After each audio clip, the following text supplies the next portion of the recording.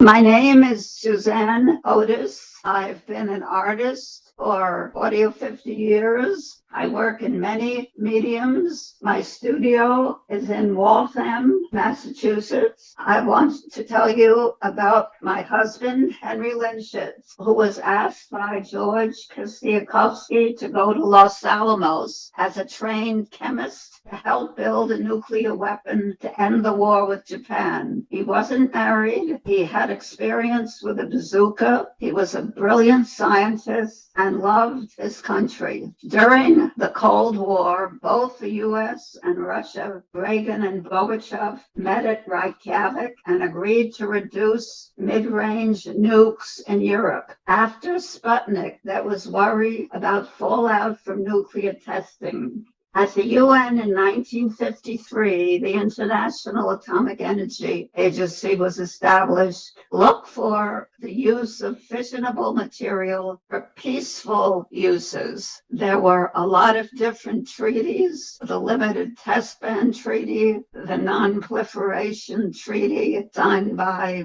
China, France, the Soviet Union, Britain, and the United States. And there was an attempt to have civilian nuclear technology for peaceful purposes. And this was during détente. Reagan presented to the Soviet Union a treaty that almost agreed to abolish offensive nuclear weapons within 10 years. And it was signed because the U.S. trusted Gorbachev. Most of the scientists at Los Alamos and other locations created groups like the Council for a Livable World to elect members to Congress who understood science and the threat of nuclear weapons. The Bulletin of Atomic Scientists was important because it talked about what we were trying to do with creating treaties. The military still thought in terms of MAD, mutually assured destruction, which clearly is MAD. My late husband, Henry Lynshitz, and I were part of citizen activism. Henry was the Brandeis head of UCAM, United Campuses to Prevent Nuclear War. He went to the USSR and traveled to Tajikistan, Leningrad, and Kiev. I went to Russia with a peace group called InterHelp with 30 other activists. We went to Moscow, Leningrad, and Tbilisi. The purpose of this was to connect Americans and Russians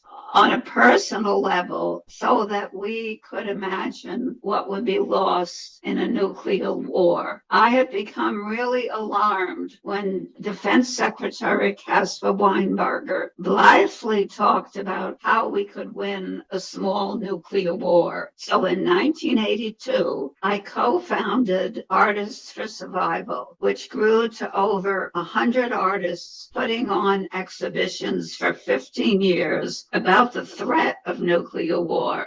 In 1982, there were 1 million marches in New York City to support the nuclear weapons freeze. We got help from Senator John Kerry and Senator Ed Markey and actually brought our exhibitions to Washington. Henry and other scientists helped in writing brochures to educate the public about the dangers of war. We got all kinds of responses from thank you for putting on these exhibitions to people who said, go back to Russia. It was clearly an issue that was high up in people's minds. Unfortunately, now with climate change, which is clearly important, the whole danger of nuclear proliferation is still with us. Let me mention my lithograph, one of my two works in the show. It's called 3 Minutes to Midnight. I did it in 1984 and was inspired by the clock on the cover of the Bulletin of Atomic Scientists. Earth, which showed each month what the danger to the world was. It was inspired by the famous Adam and Eve engraving that Dora made with the apple. I replaced the apple by the nuclear clock, and at that time, it was 3 minutes to midnight. With the ignorant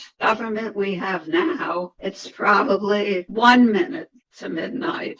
My other work in the show, Hiroshima Mother, which I did in 1982, is about the terrible deaths caused by the bomb. The threat of nuclear war by design or accident is still with us, and we still need disarmament. In August of 2019, that's pretty recent, our government, Trump, suspended the U.S. obligations that were established under the INF Treaty. Now the U.S. plans to invest in new missiles and submarines costing $1 trillion that will make the whole world much less safe.